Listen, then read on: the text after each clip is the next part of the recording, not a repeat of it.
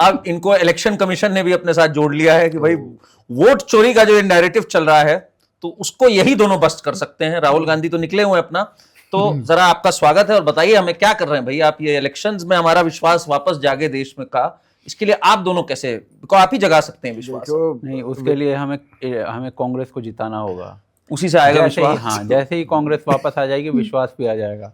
नहीं देखिए, नारा आप लोग का क्या है? इनका नारा है विपक्ष का कि वोट चोर गद्दी छोड़, ठीक, ये नारा इन्होंने लालू जी ने दिया था ट्वीट के माध्यम से। हाँ, तो लोग कह रहे हैं एआई का यूज किया था इन्होंने कि क्या राइम कर रहा है उस हिसाब से। नीचे लिखा तो नहीं होता आस्क चैट जीपीटी।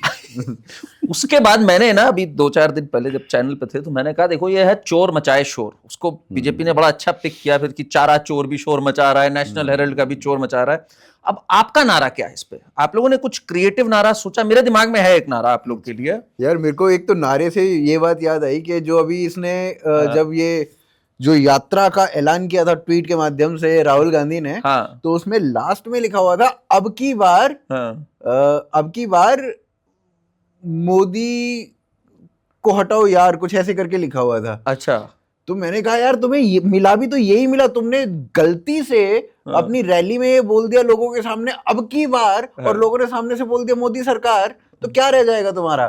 तुम्हें ले दे के मिला भी यही कि अब की बार मोदी हटाओ यार। एक बड़ा मस्त अपना बिहार का नवयुवक घूम रहा था, वो बीजेपी का सपोर्टर है। अच्छा। तो उससे पूछा कि भाई आपको क्या लगता है, क्या वोट की चोरी हुई है?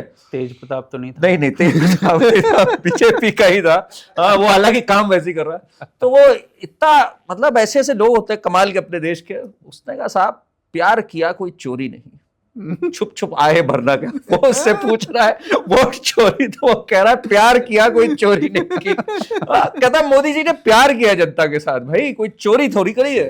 तो अब देखिए हमारे जो बिहार की जनता, वैसे तो भाई मैं जनता का तो सम्मान करता हूं, कल जनता ने कमाल का एक चीज दिखाई, मैं चाह रहा हूं जरा आप लोग का इस पे जरा रिएक्शन मिले। तो राहुल गांधी की वहां पे निकल रही थी जो यात्रा थी, तो वहां कांग्रेस के सपोर्टर निकल ही रही थी, यात्रा तो पता नहीं, हाँ, निकल ही रही थी। तो वहां पे इनके सपोर्टर खड़े थे। अब कांग्रेस के सपोर्टर कितने महान है, उनको अचानक से लगा कि यार राहुल गांधी आया नहीं इस तरफ जहां आना था। जरा देखिए आप। ये मतलब आए राहुल गांधी के लिए, बीजेपी के लिए नारे क्यों लगाने लगे? बीजेपी हमको मान चाहते हैं, बीजेपी को तो बीजेपी को कहते हैं। तो यहाँ रुके नहीं राहुल गांधी? नहीं रुके हैं। रुके नहीं, बताइए। क्या बोला गया है कि पैदल यात्रा, देखा जाता है कि बस से आ रहे हैं, जा भी रहे हैं गाड़िए से, तो पैदल यात्रा कैसे हुआ? सबको बुड़बक समझते पब्लिक लोग का, क्या हम लोग का? बीजेपी जिंदाबाद। बीजेपी क्या हुआ? इसी ये मतलब ये आदमी इसने सीधा कह दिया आए नहीं वहां पर बीजेपी जिंदाबाद। तो ये आदमी मुंह खोलता है, मतलब राहुल गांधी मुंह खोलता है, 50,000 वोट कम हो जाते हैं कांग्रेस के। नहीं, पर हमारे लोग कितने मजेदार हैं। ये कांग्रेस सपोर्टर, घोर कांग्रेस सपोर्टर, इसने 5 सेकंड नहीं लगाए कहने में बीजेपी जिंदाबाद। अच्छा, अब क्या है ना कि राहुल गांधी की हरकतों से जो न्यूज एंकर्स भी हैं वो बहुत ही ज्यादा, उनमें जैसे कहते हैं ना उबाल आ गया, यार क्या बोले, ऐसा झूठ बोलता है कि सामने सामने हमारी पकड़ी जाती है।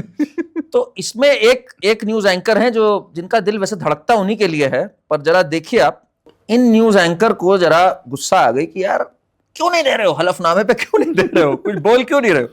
तो इनको तो आप लोग जानते हैं। राहुल गांधी जी ने कहा कि मेरी बात ही मेरा हलफनामा है, मेरी जुबान ही मेरा शपथ पत्र है। अच्छा, मैं समझती हूँ संविधान के प्रति जिसकी शपथ उन्होंने ली उस पर उनकी प्रतिबद्धता, दृढ़ता, उनकी आप ईमानदारी और वकील भी हैं रागिनी नायक, आप वकील भी हैं। अगर एक मिनट, अरे आप ही को, आपको पूरा वक्त मिलेगा, चिंता मत करिए। पहले नहीं, बात आगे चली जाएगी ना, पहले यहाँ पर नहीं, उठा ले रे बाबा, उठा ले। आप ही को बोलने दूंगा, आप ही को बोलने दूंगा। ऐसे ही करना पड़ेगा, ऐसे करना पड़ेगा, करना पड़ेगा। ऐसा नहीं हो पाएगा, ऐसे ही होगा। कानून नहीं मानेंगी, कोई तरीका नहीं मानेंगी। मिनट से मैं आपको सुन रही हूँ, आप मुझे तो आप कोई एहसान नहीं कर रही सुनकर।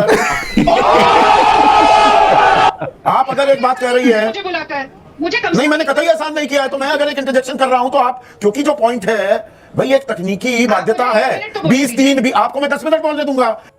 20-3 भी अगर एक कानून है, आपको प्रमाणित करना पड़ेगा, आपको शपथ लेनी पड़ेगी, उसमें आफत क्या है? कोई फिल्म थोड़ा चल रही है कि मैं मेरे शब्द ही मेरी शपथ है। गजब बेइज्जती है।